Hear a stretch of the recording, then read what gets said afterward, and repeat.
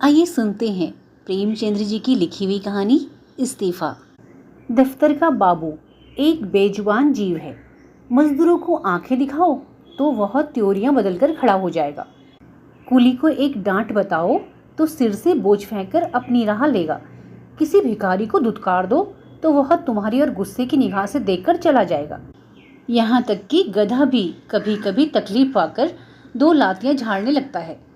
मगर बेचारे दफ्तर के बाबू को आप चाहे आंख दिखाएं, डांट बताएं, धुतकारें या ठोकरें मारें, उसके माथे पर बल न आएगा।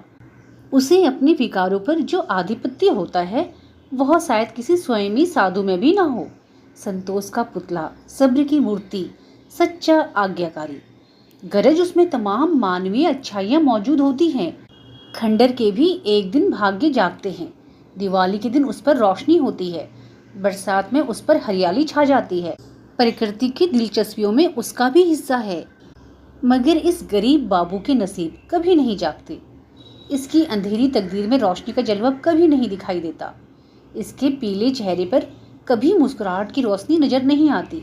इसके लिए सूखा सावन है, कभी हरा भादो नहीं। लाला फतेहचंद ऐसे ही एक बेजुबान जीव थे। कहते हैं मनुष्य पर उसके नाम का भी कुछ असर पड़ता है। फतेहचंद की दशा में यह बात यथार्थ सिद्ध न हो सकी। यदि उन्हें हारचंद कहा जाए तो कदाचित यह अतियुक्त न होगी। दफ्तर में हार, जिंदगी में हार, मित्रों में हार, जीवन में उनके लिए चारों ओर निराशाएं ही थी।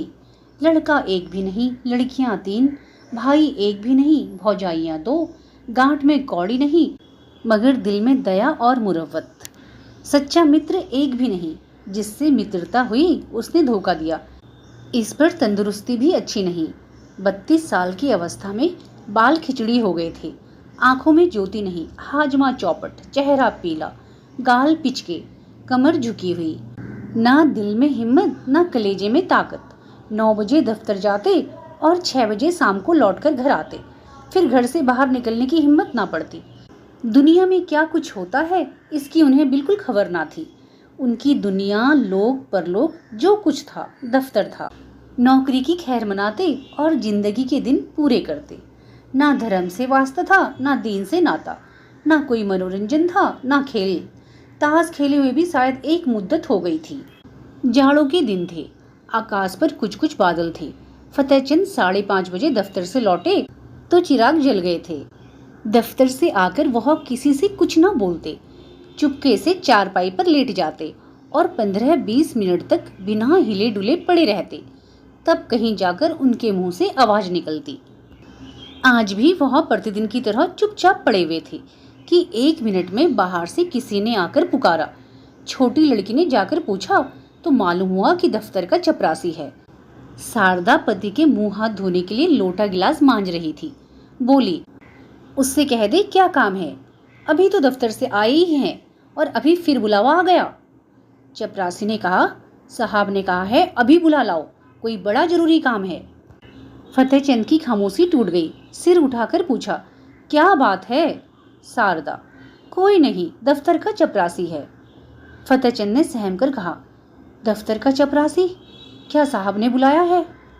शारदा, हाँ, कहता है साहब बुला रहे हैं। यह कैसा साहब है तुम्हारा, जब देखो बुलाया करता है। सवेरे के गए गए अभी मकान लौटे हो, फिर भी बुलावा आ गया। फतेहचंद ने संभल कर कहा, जरा सुन लूं, किस लिए बुलाया है?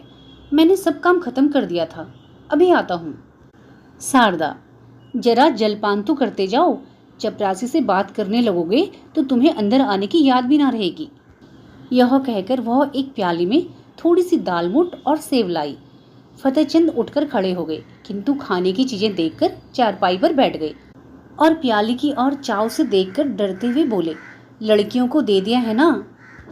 शारदा ने आंखें चढ़ाकर कहा, हाँ हाँ दे दिया है, तुम तो खाओ। इतने में छोटी लड़की आकर सामने खड़ी हो गई। शारदा ने उसकी ओर क्रोध से देखकर कहा, तू क्यों आकर सर पर सवार हो गई, जा बाहर खेल। फतेहचंद, रहने दो, डांटती हो। यहाँ आओ चुन्नी, यह लो दालमोट, ले जाओ। चुन्नी माँ की ओर देखकर डरती हुई बाहर भाग गई। फतेहचंद ने कहा, क्यों बेचारी को भगा दिया, 2-4 दाने दे देती तो खुश हो जाती। शारदा, इसमें है ही कितना कि सबको बांटते फिरोगे? इसे देते तो बाकी दोनों ना आ जाती, किस किस को देते। इतने में चपरासी ने फिर पुकारा, बाबूजी हमें बड़ी देर हो रही है। शारदा, कह क्यों नहीं देते कि इस वक्त ना आएंगे। फतेहचंद, ऐसे कैसे कह दूं भाई, रोजी का मामला है। शारदा, तो क्या प्राण देकर काम करोगे? सूरत नहीं देखते अपनी, मालूम होता है 6 महीने से बीमार हो। फतेहचंद ने जल्दी जल्दी दाल मोट की 2-3 फांकियां लगाई, एक गिलास पानी पिया और बाहर की तरफ दौड़े। शारदा पान बनाती ही रह गई। चपरासी ने कहा, बाबूजी आपने बड़ी देर कर दी, अब जरा लपक के चलिए, नहीं तो जाते ही डांट बताएंगे। फतेहचंद ने 2 कदम दौड़कर कहा, चलेंगे तो भाई आदमी की ही तरह, चाहे डांट बताएं या दांत दिखाएं। बंगले पर ही है ना। चपरासी, भला वह दफ्तर क्यों आने लगा, बादशाह है कि दिल लगी। चपरासी तेज चलने का आदी था। बेचारे बाबू फतेहचंद धीरे धीरे जाते थे, थोड़ी ही दूर चलकर हाँफ उठे, मगर मर्द तो थे ही, यह कैसे कहते कि भाई जरा और धीरे चलो। हिम्मत करके कदम उठाते जाते थे, यहाँ तक कि जांघों में दर्द होने लगा और आधा रास्ता खत्म होते होते पैरों ने उठने से इनकार कर दिया। सारा शरीर पसीने से तर हो गया, सिर में चक्कर आ गया, आंखों के सामने तितलियां उड़ने लगी। चपरासी ने ललकारा, जरा कदम बढ़ाई चलो बाबू। फतेहचंद बड़ी मुश्किल से बोले, तुम जाओ मैं आता हूँ।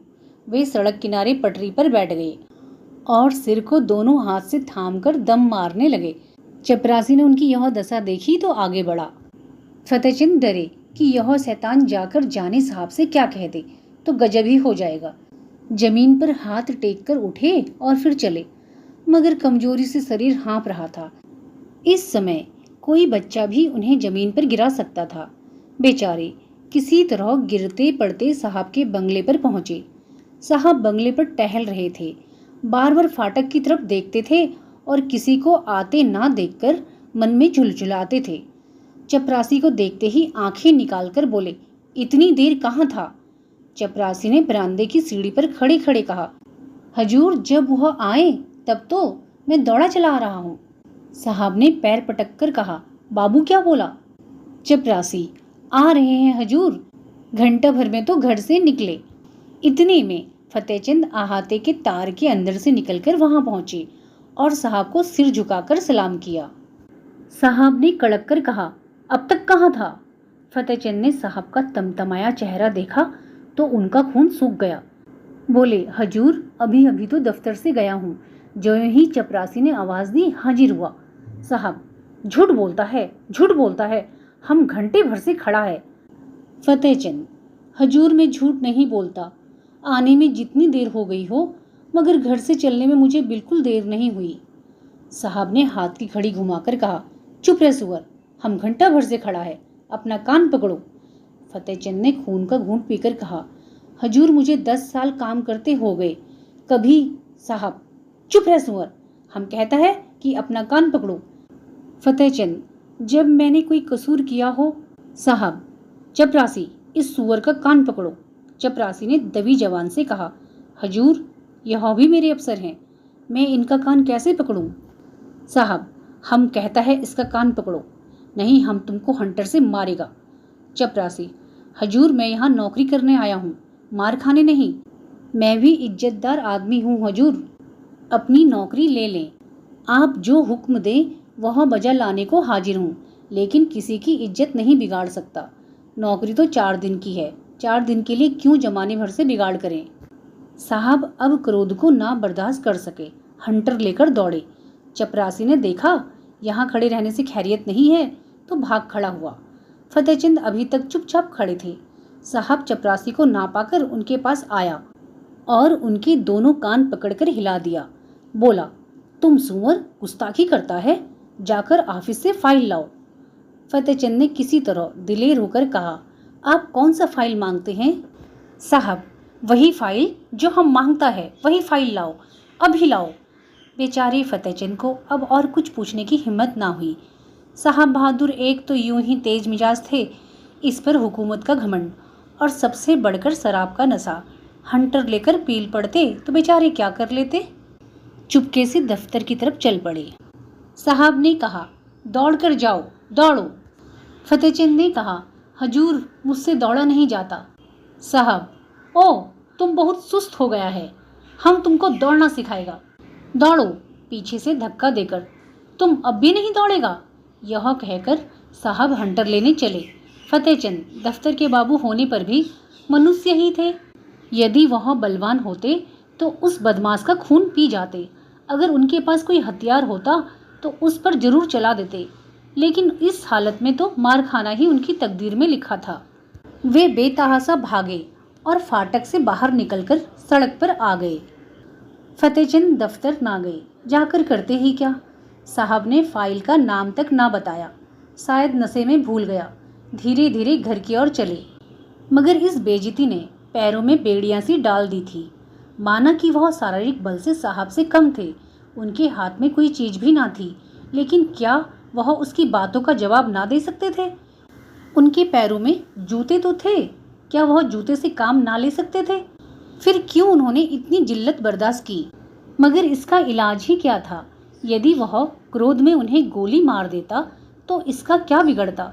शायद 1-2 महीने की सादी कैद हो जाती, संभव है 200-400 रुपये जुर्माना जाता, मगर उनका परिवार तो मिट्टी में मिल जाता। संसार में कौन था जो उनकी स्त्री बच्चों की खबर लेता? वह किसके दरवाजे हाथ फैलाते? यदि उसके पास इतने रुपए होते जिनसे उनके कुटुंब का पालन हो जाता तो वह आज इतनी जिल्लत ना सहते। या तो मर ही जाते या उस शैतान को कुछ सबक ही दे देते। अपनी जान का उन्हें डर ना था। जिंदगी में ऐसा कौन सुख था जिसके लिए वह इस तरह डरते? ख्याल था सिर्फ परिवार के बर्बाद हो जाने का। आज फतेहचंद को अपनी शारीरिक कमजोरी पर जितना दुख हुआ उतना और कभी ना हुआ था। अगर उन्होंने शुरू से ही तंदुरुस्ती का ख्याल रखा होता, कुछ कसरत करते रहते, लकड़ी चलाना जानते होते, तो क्या इस शैतान की इतनी हिम्मत होती कि वह उनका कान पकड़ता, उसकी आंखें निकाल लेते? कम से कम उन्हें घर से एक छुरी लेकर चलना था, और ना होता तो 2-4 हाथ जमाते ही पीछे देखा जाता। जेल जाना ही तो होता या और कुछ। वे ज्यों-ज्यों आगे बढ़ते थे, त्यों-त्यों उनकी तबीयत अपनी कायरता और बोधेपन पर और भी झल्लाती थी। अगर वह उचक कर उसके 2-4 थप्पड़ लगा देते तो क्या होता? यही ना कि साहब के खानसामे बैरे सब उन पर पील पड़ते और मारते मारते बेदम कर देते। बाल बच्चों के सिर पर जो पड़ती। साहब को इतना मालूम हो जाता कि किसी गरीब बेगुनाह को जलील करना आसान नहीं। आखिर आज मैं मर जाऊं तो क्या हो? तब कौन मेरे बच्चों का पालन करेगा? तब उनके सिर में जो कुछ पड़ती वह आज ही पड़ जाती तो क्या हर्ज था? इस अंतिम विचार ने फतेहचंद के हृदय में जोश भर दिया कि वह लौट पड़े और साहब से जिल्लत का बदला लेने के लिए 2-4 कदम चले। मगर फिर ख्याल आया, आखिर जो कुछ जिल्लत होनी थी वह तो हो ही ली। कौन जाने बंगले पर हो या क्लब चला गया हो। उसी समय उन्हें शारदा की बेकसी और बच्चों का बिना बाप के हो जाने का ख्याल भी आ गया। फिर लौटे और घर चले। घर जाते ही शारदा ने पूछा, किस लिए बुलाया था? बड़ी देर हो गई। फतेहचंद ने चारपाई पर लेटते हुए कहा, नशे की सनक थी और क्या। शैतान ने मुझे गालियां दी, जलील किया, बस यही रट लगाए था कि देर क्यों की। निर्दयी ने चपरासी से मेरा कान पकड़ने को कहा। शारदा ने गुस्से में आकर कहा, तुमने एक जूता उतार कर दिया नहीं सुअर को? फतेहचंद, चपरासी बहुत शरीफ है, उसने साफ कह दिया, हजूर मुझसे यह काम ना होगा। मैंने भले आदमियों की इज्जत उतारने के लिए नौकरी नहीं की। वह उसी वक्त सलाम करके चला गया। शारदा, यही बहादुरी है, तुमने उस साहब को क्यों नहीं फटकारा? फतेहचंद, फटकारा क्यों नहीं? मैंने भी खूब सुनाई। वह छड़ी लेकर दौड़ा, मैंने भी जूता संभाला।